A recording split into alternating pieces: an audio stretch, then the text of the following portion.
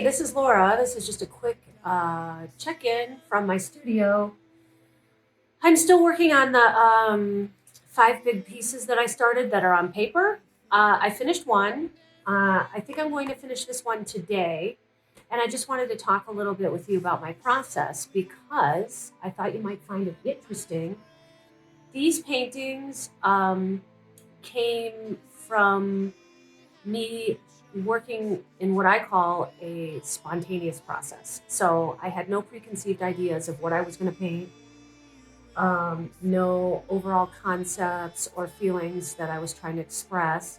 I just tried my best to be open to making marks and seeing what emerged. So I ended up with two sort of dark paintings that are about some difficult things I've been through, I think. I mean, it really doesn't matter because I try my best not to tell people what my paintings are about because I would hope that we all have, you know, different types of human experiences, and I would like people to relate to a painting based on their own experience, and perhaps it will provoke something in them that they can relate to. So I don't try to tell my own personal stories too much about my art, but I have two pieces that are kind of dark, which I don't mind. I don't think it's real marketable. I don't think. Excuse me, guys. I don't think people usually love to buy darker paintings that are expressing difficult things. I don't think it's as marketable. They might not like to hang paintings like that in their house, but I certainly enjoy working on my own personal process and expressing difficult things and doing paintings of things that aren't always joyful, although I like to do joyful paintings too. So anyway, two of the paintings are maybe a little darker, and then I have a painting I started of a mother and a child, which is pretty happy. And I have another one that's of a landscape that's pretty happy, I guess. And then I have two blank pieces of paper. So I'm going to keep working, and I'm going to keep sharing my process in some of these videos and showing their progress.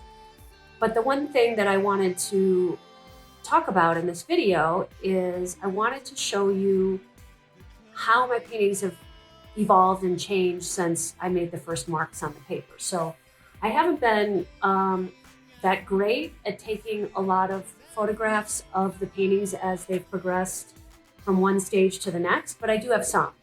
So I'm going to show those, and you can see how I started with simple marks and then other things emerged. The other thing I wanted to talk about is in the process when I'm painting, oftentimes I will start by using, let me grab this paintbrush here, by just using my whole arm and doing big strokes, that are very physical and really expressive. And then I'll go back in with a smaller brush and start working on detail and defining things. And I kind of do this back and forth through being spontaneous and then being controlled, and then being spontaneous and then being controlled. And sometimes during the process, I'll get really caught up in being way too controlled at the wrong time, or I'll waste a bunch of time on an area that I really shouldn't be spending a bunch of time working on. So if I can catch myself before I lose several hours, I'll grab a big brush and I'll destroy what's hanging me up. And sometimes I destroy good stuff that I regret, but it's kind of worth it because even if I destroy good stuff that I regret, usually something better emerges out of it anyway. And so one of the things I'm trying to explain is, like, when you start a painting, especially when you're making up your own composition from scratch and it's all your art and it's nobody else's, and you're not just copying something or painting something that's photorealistic, you'll find that there's many layers, and that makes a painting look richer too. So if you look at this painting here, you'll see that I have some old marks here that are showing through it, and I went around what was there with some new strokes and stuff but you can see that there's sort of a layer beneath there. And you can see that in some of this too, that some of this is like 3 layers in, and then there's more layers on top of it.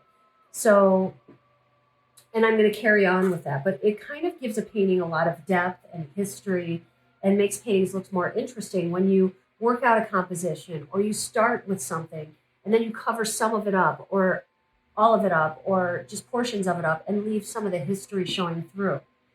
So that looks really great too. As far as this painting goes, I've done a bunch of different sessions with this painting where I was spontaneous and using big brushes, and even if you look, splattering all kinds of paint and it's dripping and stuff. And then I went back in with detail brushes and defined things and shaded some stuff, and then I went back in with a big brush and destroyed stuff. So I've done a lot of this back and forth here. I'll probably do a little more, and then I'm going to finish this painting up. So that's essentially my process in a nutshell when I'm working spontaneously. It's super fun because it's sort of like this process of chance taking, and it's risky because you're destroying things that you may regret destroying in order to create something new. And so it's kind of like it's a little bit stressful, but it's also really rewarding, especially when everything comes together.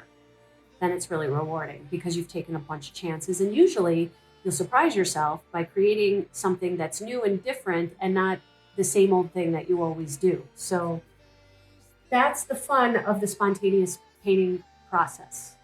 And I have one painting that's finished, and this one, and then I have 4 others that I'll be working on. So I'll share more of this process with you as I carry on. Okay.